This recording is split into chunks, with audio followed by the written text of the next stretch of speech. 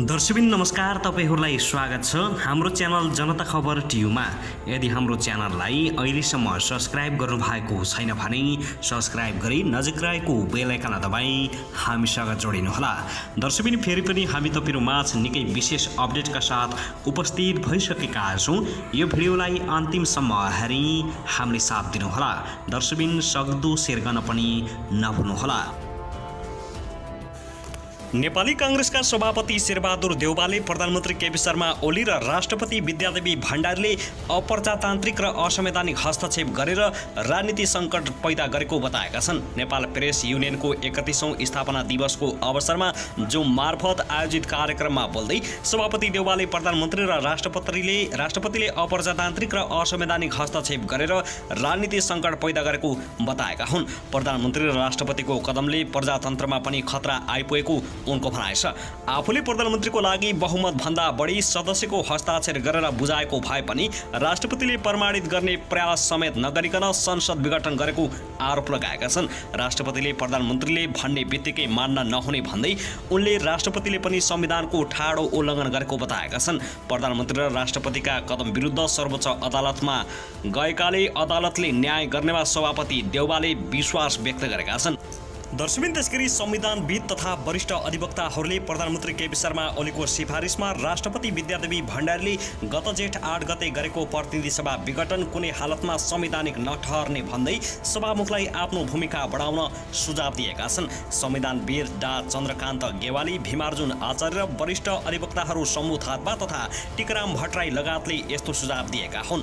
प्रतिनिधि सभा विघटनपछि सभामुख सापकोटाले बिहीबार संविधानका जानकारहरूसँग गरेको परामर्शमा उनीहरूले यस्तो सुझाव दिएका हुन्।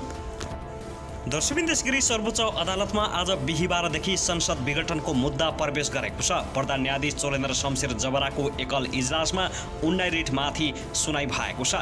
प्रधान न्यायाधीश राणाले 2.5 घण्टाको बहसपछि सबै रिट संवैधानिक इजलासमै पठाउने निर्णय गरेका हुन्। 15वटा रिटमाथि भएको सुनाइपछि प्रधानमन्त्री ओलीका पक्षबाट रिट दायर गरेका धनजित बस्नेत इजलासमा पुगेपछि राणाले अब सबै रिट संवैधानिक इजलासमा पठाउने भएकाले अब उतै सुनाइ हुने बताएका छन्। प्रधानमन्त्री ओलीको पक्षमा 4वटा रिट दर्ता भएका छन्। विपक्षी रिट निवेदकले मागेको अन्तरिम आदेश दिन भने उनले अस्वीकार गरेका छन्। बिहीबार बहसका क्रममा अधिवक्ताहरूले अहिलेको अवस्थामा संसद विघटन गर्न नमिल्ने तर्क गरेका छन्, तर प्रधान न्यायाधीशले निवेदकलाई प्रतिप्रश्न गरेका थिए। रिट निवेदक समेत रहेका वरिष्ठ अधिवक्ता दिनेश त्रिपाठीले प्रधानमन्त्रीले राजीनामा नगरी विश्वासको मत पनि नलिई अर्को सरकार गठन हुने नसक्ने बताएका थिए। प्रधानमन्त्रीले अनुरोध गरेकै भरमा राष्ट्रपतिले अर्को सरकार गठनको प्रक्रिया सुरु गर्न मिल्दैन, त्यो कानुनी भाषा होइन, त्रिपाठीले जिक्र गरेका छन्। त्यसपछि प्रधानमन्त्री ओलीले धारा 76(5) को सरकारमा दाबी गरे पनि राष्ट्रपतिले त्यसलाई अस्वीकार गर्नुपर्नेमा त्यसो नगरेको भन्दै प्रश्न उठाएका छन्। तपाईकै अनुरोधमा वैकल्पिक सरकारको खोजी भएको हो, त्यही भएर तपाईको दाबीमा विश्वास गर्न सकिँदैन भनेर राष्ट्रपतिले केपी ओलीको दाबी अस्वीकृत गर्नु पर्थ्यो, त्रिपाठीले भने। तर ओलीले त संसद नै विघटन गरिदिनु भयो। यो अदालतको आदेशको गम्भीर उल्लङ्घन हो।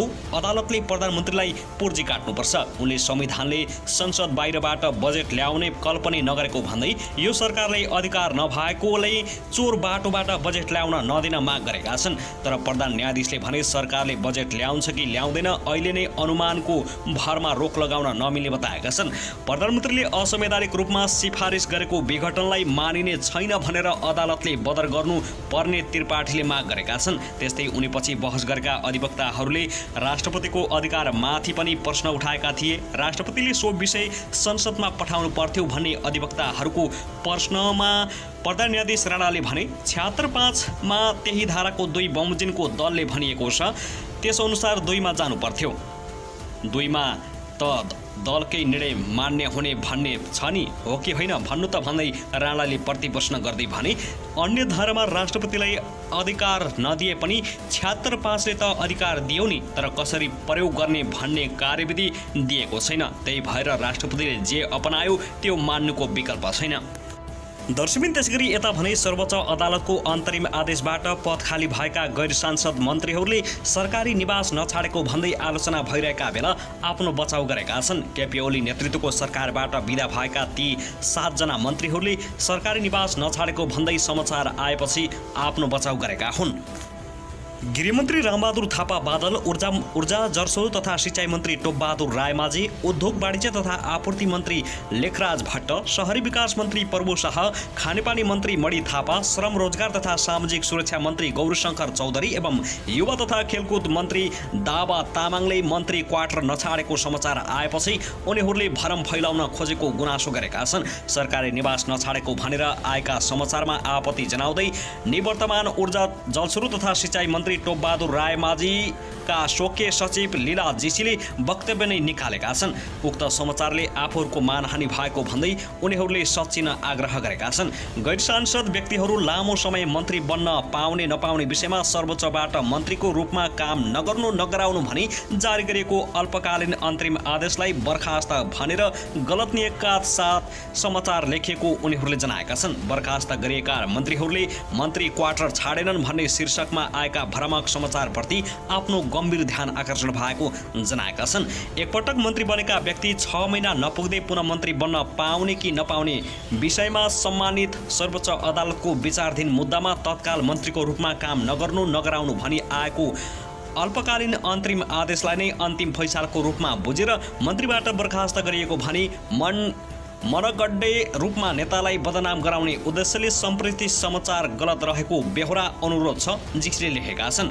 त्यस्तै निवर्तमान शहरी विकास मन्त्री स्वकीय सचिव बालकृष्ण सापकोटाले पनि समाचारमा भनिए जस्तो विषय नरहेको प्रश्न पारेका छन्। सत्य तथ्य नबुझी चरित्र हत्या गर्ने उद्देश्यले समाचार सम्प्रेषण सही नहुने बताउँदै उनले भरममा नपर्न समेत आग्रह गरेका छन्। सत्य तथ्य नबुझी चरित्र हत्या गर्ने उद्देश्यले गलत मनसायका साथ समाचार सम्प्रेषण गरिएका छन्, जसलाई किमार्थ सही मान्न सकिँदैन, सापकोटाले भनेका छन्। त्यसैले यस्ता भ्रामक समाचारमाथि विश्वास नगर्न अनुरोध छ। देशलाई गुमराह गर्ने समाचार सम्प्रेषण नगरी समयमै सचिन आग्रह गरेका छन्।